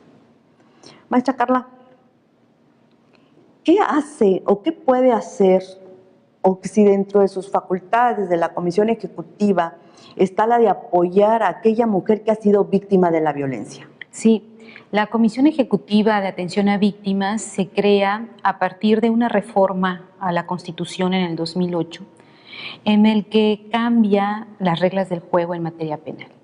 Entramos a una etapa de un sistema penal acusatorio, y se refuerza la asesoría jurídica victimal, se establece un apartado de derechos de las víctimas de delito, y también viene en el 2011 a reforzar la reforma constitucional del artículo primero constitucional, que habla sobre las obligaciones de las autoridades en materia de reparación, investigación, de violaciones a los derechos humanos. Entonces vemos cómo a partir de estas reformas a nivel nacional inicia un poco más tarde, en el 2013, una política nacional que permea en todas las entidades federativas. Quintana Roo no está exento de esto, y van creándose los organismos que se dedican a la atención a víctimas de delito y de violaciones a los derechos humanos. ¿Qué hacen estos organismos? ¿Qué hace la Comisión Ejecutiva? Lo que hace es proporcionar ayuda inmediata. Se asigna a una asesora o asesor jurídico victimal a quienes están en esta situación de víctimas de delito o de violaciones a los derechos humanos. Se les registra, porque se les concede a partir de la calidad de daño su ingreso al Registro Estatal de Víctimas para poder acceder a un fondo de reparación. Entonces, si vemos, hay 3 momentos importantes en los que la asesoría jurídica victimal, a través de este abogado o abogada, va acompañando a las víctimas, y es la Comisión Ejecutiva quien se encarga de proveer de estos servicios. Sí, y hay que recordar, auditorio, que hay un artículo muy importante, el artículo 20 constitucional, que habla precisamente de los derechos de las víctimas. La víctima durante algún tiempo, mejor dicho, mucho tiempo, estuvo un poco olvidada. En este caso lo señala la Constitución, quien se encarga de proveer de estos servicios. Sí, y hay que recordar, auditorio, que hay un artículo muy importante, el artículo 20 constitucional, que habla precisamente de los derechos de las víctimas. La víctima durante algún tiempo, mejor dicho, mucho tiempo, estuvo un poco olvidada. En este caso lo señala la Constitución, lo dice usted en el artículo primero constitucional, y de alguna manera lo tenemos aquí en nuestro estado. Propiamente hablando de una reparación del daño, ¿cómo lo puede interpretar aquella mujer que ha sido víctima de la violencia? Para una mujer víctima de violencia está documentado que de manera previa al momento en el que se presenta al Ministerio Público, intentó denunciar 6 veces. Es la 7ª vez cuando toma el valor, decide denunciar. Al mirar esta situación en la que se encuentra la víctima de violencia, lo que nos corresponde como instituciones es inmediatamente protegerla. Y en este caso protegen derechos, como bien lo señalas en el apartado C del 20 constitucional, la Fiscalía, la Comisión Ejecutiva de Atención a Víctimas, y a partir de la denuncia, todas las demás instituciones del gobierno que tienen servicios para la atención de víctimas de violencia. Ahí comienza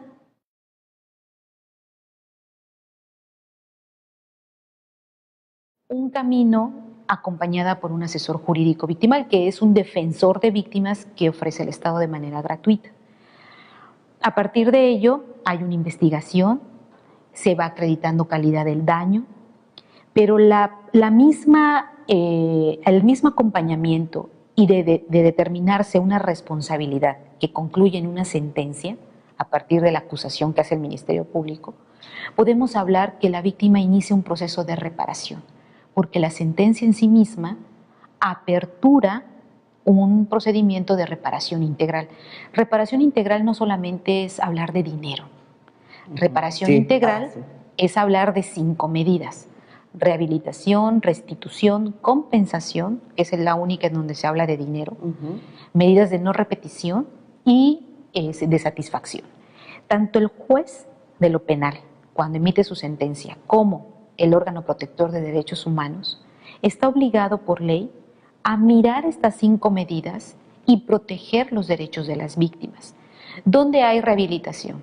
Cuando, derivado de la comisión del delito, del hecho victimizante, la víctima tiene algún problema o se deriva a un problema de atención psicológica o médica o psiquiátrica. Entonces la rehabilitación tiene que ver con asistirla para que pueda recuperar su proyecto de vida. Restitución, restituirle los derechos o su situación jurídica que se encontraba antes del hecho victimizante. Para el caso de las mujeres, si le fue retirado algún bien por haber sido víctima de delitos, suele suceder que hay muchas mujeres que salen corriendo de su casa porque las están violentando. Y hay una forma de restituirles porque al final es propiedad de ellas. Y si hay familia, pues hay que proteger también a la niñez. Entonces ahí hay un procedimiento de restitución. Compensación, cuando hay daño que se puede reparar de manera monetaria. Y aquí es muy delicado hablar de la reparación con una víctima porque pareciera que vas a restituirle lo que perdió. Y en el caso de la reparación no podemos ser tan presuntuosos de decir voy a devolverte lo que perdiste. En realidad es muy difícil resarcir la pérdida. Lo que hacemos es dar las condiciones para que pueda recuperar el proyecto de vida que se ve truncado por el hecho victimizante. Y ahí se debe de proporcionar recurso económico para darle esas condiciones. Sí, y lo comentaba con la maestra Carla fuera de cámaras, una duda que tengo, ¿no? Y que seguramente muchas personas que nos están viendo en estos momentos, en este noticiero, la tienen. Si hay una persona del sexo femenino, nos estamos enfocando por el día de ayer en los delitos de violencia en contra de mujeres. Hay una mujer que dice hay violaciones a sus derechos humanos, porque no recibieron una denuncia, por cualquier violación que haya sido, de la que haya sido objeto por parte de la autoridad. Bueno, vamos a poner como ejemplo violación. ¿Sí? Bueno, está la víctima de violación y está el abusador, ¿no? El que fue victimario de ella. Él dice, ante derechos humanos hay tortura. ¿Sí? Y la Comisión de Derechos Humanos sigue un procedimiento. El tema de derechos de las comisiones también es motivo, creo, de otro programa. Sí. Y ahí viene un procedimiento que se inicia. Llega un momento en que la Comisión de Derechos Humanos le dice a la autoridad presuntamente violatoria de derechos humanos de esa persona que ya abusó sexualmente de una mujer, que hay que repararle el daño causado porque fue víctima de tortura. Tenemos 2 víctimas. En este caso, ¿cómo actúa la Comisión Ejecutiva? Estamos obligados a asistir a las 2 víctimas. La ley misma nos lo indica. Lo que hacemos es asegurarnos que sean asesores distintos y que dentro de ese mecanismo se puedan abocar a la defensa de su víctima en la competencia que nos obliga la ley, pero además también ante el organismo, que en este caso la víctima de violaciones a derechos humanos es ante la autoridad responsable, estamos hablando del Estado, que violenta un derecho humano, y en el caso de la víctima a asegurarle sus derechos sin evadir la responsabilidad de su victimario. Porque si bien es cierto, en un expediente de violación a derechos humanos es víctima, no deja de ser un responsable señalado ante un expediente, una carpeta de investigación ante el juez o ante el Ministerio Público. Por lo tanto, ahí la asesoría jurídica que ofrece la SEAVECRO también está obligada a proteger los derechos de la víctima de delito, en este caso la mujer víctima de la agresión. Y son procedimientos distintos. No hay momentos en los que se vinculen. En todo caso, lo que sí nos lleva es a un escenario complejo en donde podría no entenderse la imparcialidad de la propia comisión, pero estamos obligados a proteger derechos de ambos de acuerdo a su propia situación jurídica, sin evadir al victimario por ser víctima de su responsabilidad en el delito cometido. Hemos visto delitos graves como el secuestro y veíamos precisamente en otro noticiero que a un secuestrador se le estaba indemnizando cierta cantidad de dinero. Y mucha gente dice, bueno, ¿cómo si le cortó un dedo, cortó la oreja? En estos momentos se le está resarciendo con millones de pesos. ¿Qué pasa con la víctima del secuestro, de ese delito? En el caso de la víctima de delito, el Estado da una compensación subsidiaria porque hay un responsable.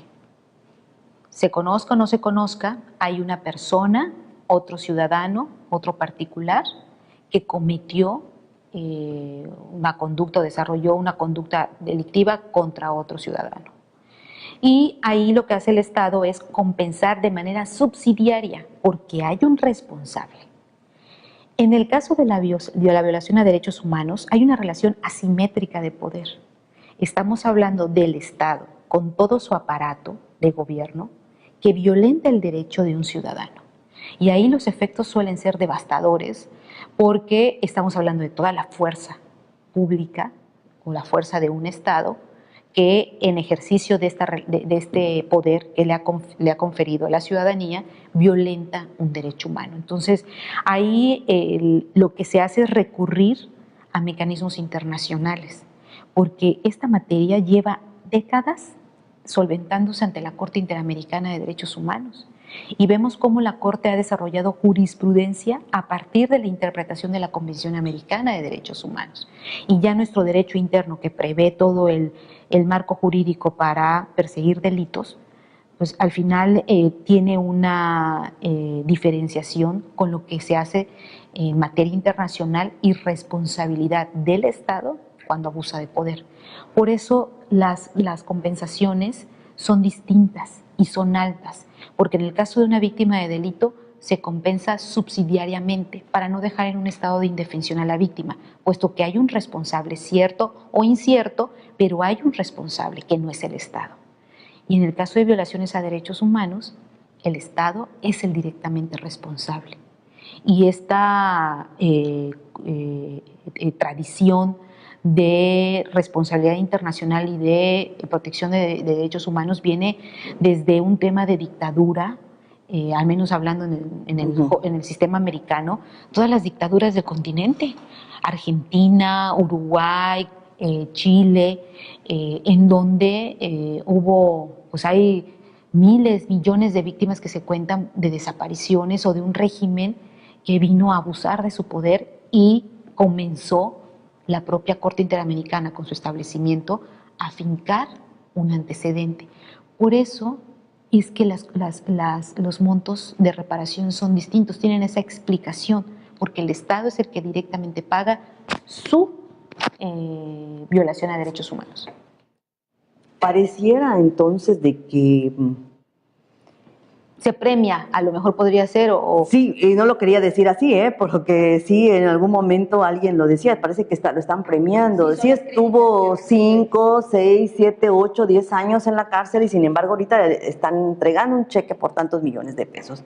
Y la víctima del delito, sí, con todo lo que se queda, ¿no? Con el trauma y demás. Bueno, volviendo al tema de las mujeres. Pero sí es muy interesante seguir hilvanando este tema, porque no hay que perder de vista que en las violaciones a los derechos humanos el Estado es el responsable con esta relación asimétrica de poder. Entonces, sí hay una justificación del por qué es más alto. Nada, en ningún momento hay que evadir de la responsabilidad a la víctima de violaciones a derechos humanos, pero quien repara es el Estado. No, y ahí entra, y ahí estamos, yo creo que atorados un poquito, sí, porque la víctima del delito se siente insatisfecha, sí, porque bueno, me tuvieron encerrada, me amputaron un dedo, la oreja, no sé, ¿no?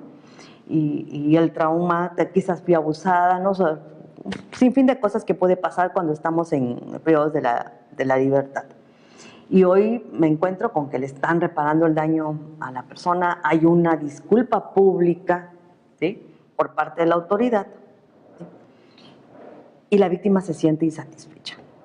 Hay que trabajar mucho con los impartidores de justicia, porque recientemente con el tema del feminicidio, en donde ya han habido pasos firmes por parte de la Fiscalía, del gobernador del estado en cuanto a encauzar también los trabajos de protección a víctimas, pero independientemente de estos esfuerzos institucionales, el trabajo de la Fiscalía de acusar acompañado de un asesor jurídico, se han logrado sentencias en donde los montos de reparación del daño son superiores a los que anteriormente las sentencias consideraban. Estamos hablando ya de montos que van por arriba de 100,000 pesos, incluso quienes alcanzan los 300,000 pesos, precisamente para lograr que la reparación pueda equipararse con una violación a los derechos humanos y pueda satisfacerse el derecho de la víctima. El asunto está aquí y es ahí donde el mecanismo, si entendemos esto, nos permite entender un poco más esa relación, es que el victimario es el que debe reparar, ¿sí? Sí. Y muchas veces un gran porcentaje de los victimarios terminan compurgando la pena en prisión porque no tienen forma de pagar, ¿sí? O sea, y además no tienen recursos para poder pagar esa reparación. Entonces ahí es donde entra el Estado con la compensación subsidiaria para darle a la víctima lo que debe darle el victimario, tratando de encontrar un equilibrio.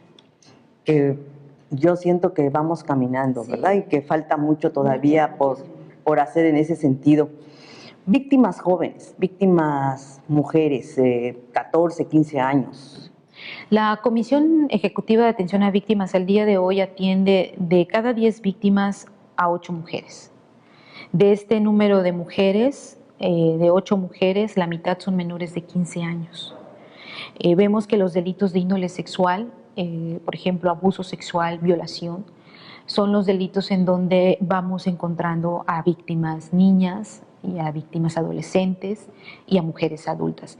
La violencia familiar, que también es un delito que hemos estado nosotros atendiendo con números muy altos, en su mayoría son mujeres adultas y que proviene la violencia de su pareja o expareja. Pero el tema del abuso sexual particularmente lo vemos con las niñas menores de 15 años y esto tiene un trato distinto, porque nuestro propio modelo integral de atención a víctimas nos obliga a mirar la especificidad de la víctima e incorporar enfoque especializado, diferenciado y además con perspectiva de género. Esa es una obligación de todos los que estamos en el servicio público. Entonces, sí, son números que están creciendo, pero son números que se están atendiendo. Y muchas veces lo que ha sucedido, por ejemplo, con el tema de las medidas de protección, se han incrementado debido a la denuncia. Las mujeres saben ahora que al denunciar violencia van a ser beneficiadas con una medida de protección. Y si vemos los números de hace 3 años a la fecha, ha crecido casi en un 300% el número de medidas de protección que se emiten. Y esto es porque la víctima denuncia, conoce ese mecanismo y además la Fiscalía, en coordinación con la asesoría jurídica victimal, protege a la víctima al proporcionarlas o al solicitarlas y emitirlas.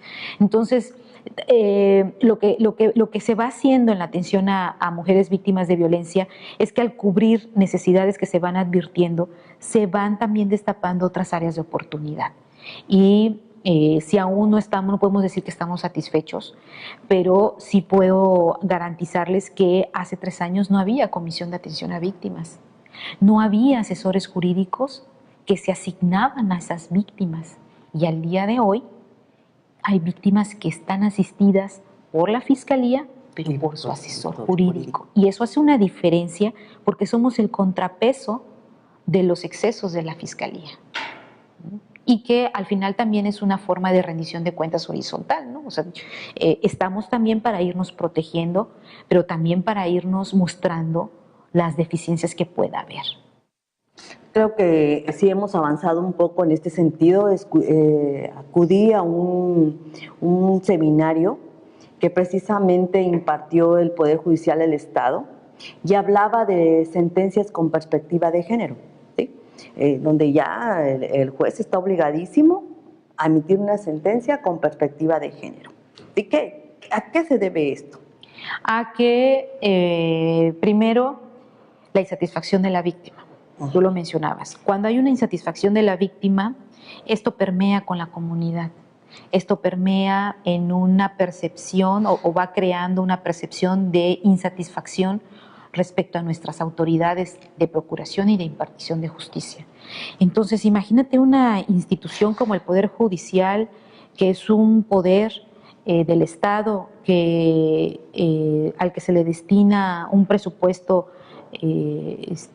pues ya asignado con millones de pesos, que esté generando insatisfacción. Esto vino a crear también un trabajo de autocrítica.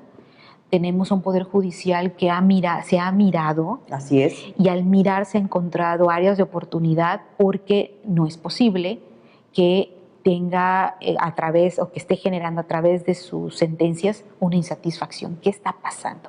Y empiezan también por presión internacional, porque tenemos el comité de la CEDAW observándonos.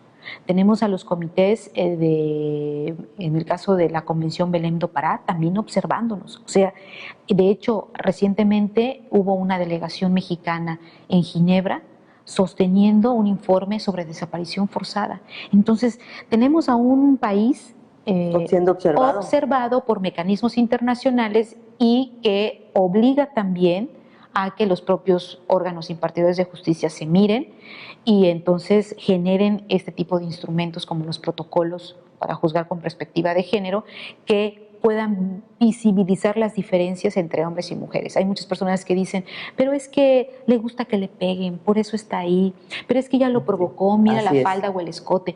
Aguas, cuando miramos con perspectiva de género nos damos cuenta que la víctima no es la culpable y que la mujer como tal carga con muchos estereotipos o estigmas que la llevan a conducirla al paredón. Es la culpable.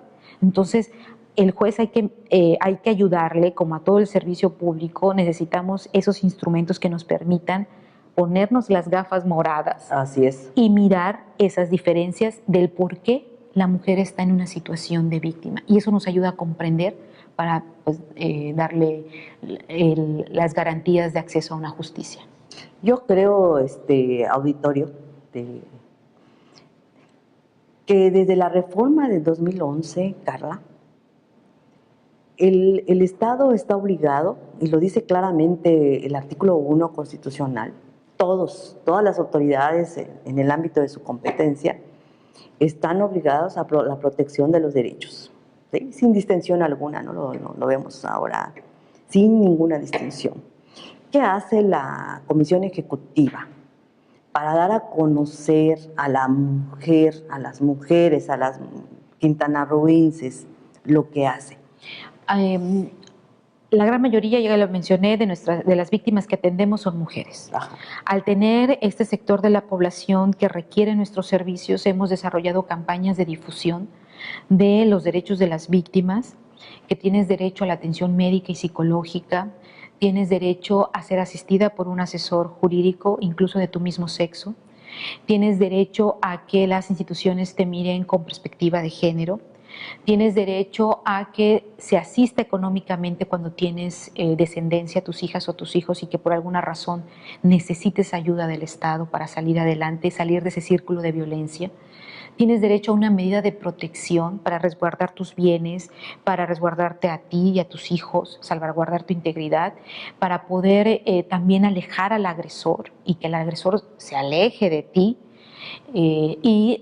Desarrollamos estas dos campañas, la de derechos de las víctimas y medidas de protección, de manera muy fuerte en todo el Estado. ¿Cómo lo hicimos? A través de medios de comunicación, de nuestras redes sociales, a través de... ¿Van a las escuelas, a las universidades? Vamos a las escuelas, les damos esa información a través de capacitación, pero sobre todo yo creo que también ayudamos a las mujeres víctimas de violencia cuando capacitamos al servidor público que la atiende.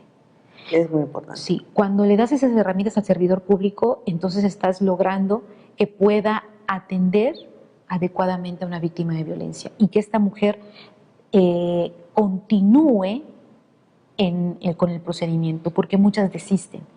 En la encuesta nacional de victimología hablaba de que del número muy reducido, el porcentaje muy reducido de mujeres que denuncian, muchas de ellas dejaban el procedimiento a la mitad. ¿Por qué y cuáles eran las razones? No creo en el Ministerio Público, no me da confianza, no veo que avance, me culpan, no recibo apoyo incluso de la comunidad, y eso también es algo que atañe a todos. ¿Qué estamos haciendo como sociedad cuando nos enteramos de un hecho que victimiza a una mujer?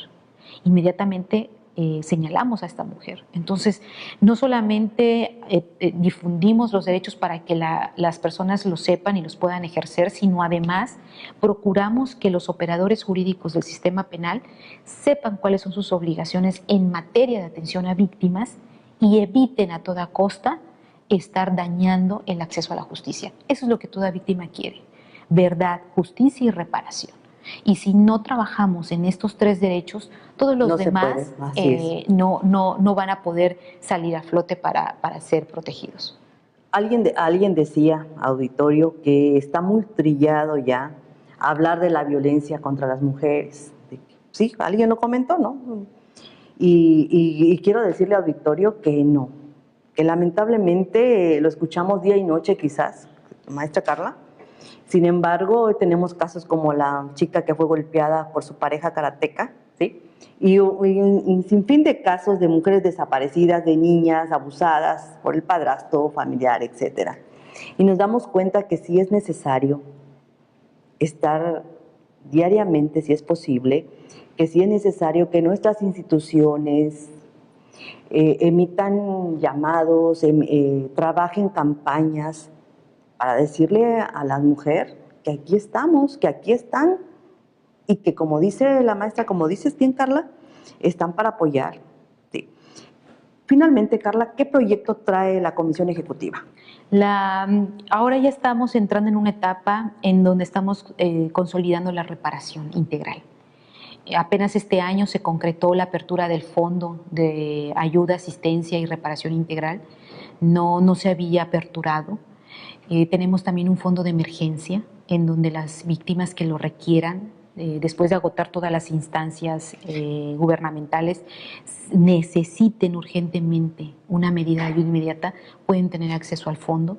Y el Fondo de Reparación Integral es para las víctimas de delito que no han sido reparadas por su victimario y para las víctimas de violaciones a derechos humanos que tampoco han sido reparadas por la autoridad responsable. Estamos entrando en una etapa en la que vamos concluyendo las etapas que, valga la redundancia, considera el modelo integral de atención a víctimas. Y para eso fue creada la comisión. Podemos hablar de que en un plazo de 3 años hemos logrado cubrir la asesoría jurídica, crear el registro estatal de víctimas y ahora ir consolidando, poder pensar en consolidar un fondo de reparación integral. Hemos crecido lo que en otras comisiones locales, en otras entidades federativas, no han podido en los años que llevan de creadas. Entonces, ¿cuáles son los proyectos? Consolidar el Fondo de Reparación Integral y además promover entre la comunidad la reparación simbólica, pensar en la justicia restaurativa, pensar que toda la comunidad en sí misma tiene que entrarle al tema de la justicia, porque ya no se trata solo de jueces, policías, víctimas y fiscales. Se trata de la comunidad entera que trabaje por mejores condiciones de acceso a la justicia. Bueno, pues lamentablemente el tiempo se nos ha agotado. Ay, qué pena. Como usted ve, estimado auditorio, la maestra Carla tiene mucho que difundir. Y mujeres, no estamos solas. Hay instituciones que se dedican a apoyarnos directamente y aquí tenemos una. Y quiero decirle, antes de que nos vayamos, Carla es fundadora de la Comisión Ejecutiva de Atención a Víctimas. ¿Sí? Ha sido una luchadora incansable de los derechos de las mujeres. Gracias. Carla, muchas gracias. Gracias a ti, gracias a este espacio. Continuamos. Por demás interesante esta entrevista con el tema, pues acorde a esta conmemoración ayer, 25 de noviembre, de la eliminación, pues precisamente de la violencia en contra de las mujeres. Yo soy Carla Romero, gracias por su compañía. Mañana en punto a las 7:30 de la mañana, tiempo de Quintana Roo. Lo esperamos en la mañana a través de Luces TV. Yo soy Carla Romero y como siempre les dejo muchos besos.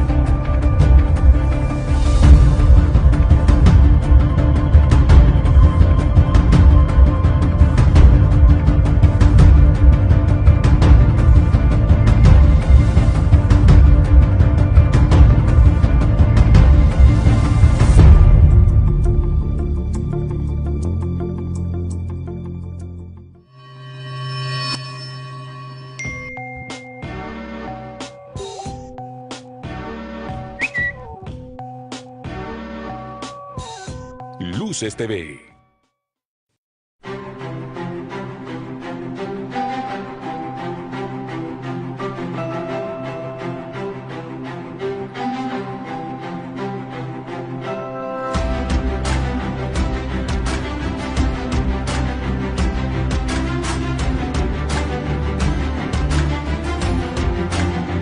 El primer canal de noticias del sureste mexicano.